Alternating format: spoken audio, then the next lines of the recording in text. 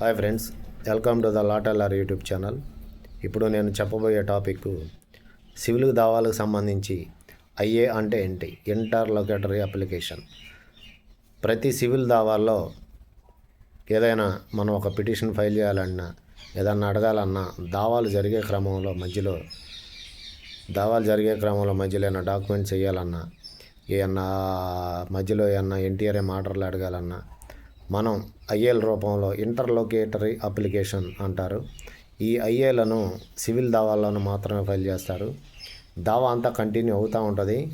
దావాతో పూర్తిగా తెలియలోపు మనం మధ్యంతరంగా ఏమన్నా ఉత్తర్వులు పొందాలన్నా, ఏమన్నా కోర్టు నుండి ఆర్డర్స్ తీసుకోవాలన్నా, లేదంటే కోర్టు నుండి ఇంకేదన్నా మనం కావలసిన లబ్ధిని పొందాలన్నా సివిల్ దావాల్లో కేసు జరుగుతూ ఉండగానే ఒక పిటిషన్ ఫైల్ చేస్తాము.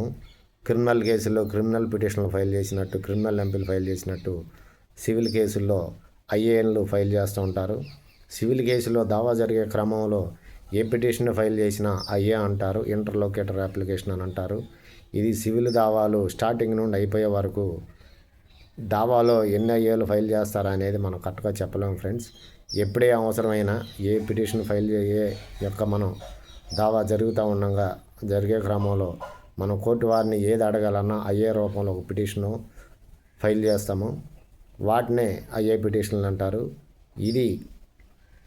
ఈ ఐఏలు అనేది కంపల్సరీగా సివిల్ దావాల్లో చాలా ఇంపార్టెంట్ ఫ్రెండ్స్. సో ఈ ఇంటర్లోకేటర్ అప్లికేషన్ల గురించి ఇంకా పూర్తిగా నేను ఇంకొక వీడియోలో విపులంగా క్షుణ్ణంగా చెప్తాను ఫ్రెండ్.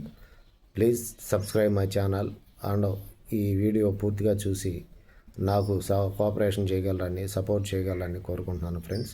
మరి ఒక వీడియోతో మరలా మీ ముందుకు వస్తాను. Bye friends.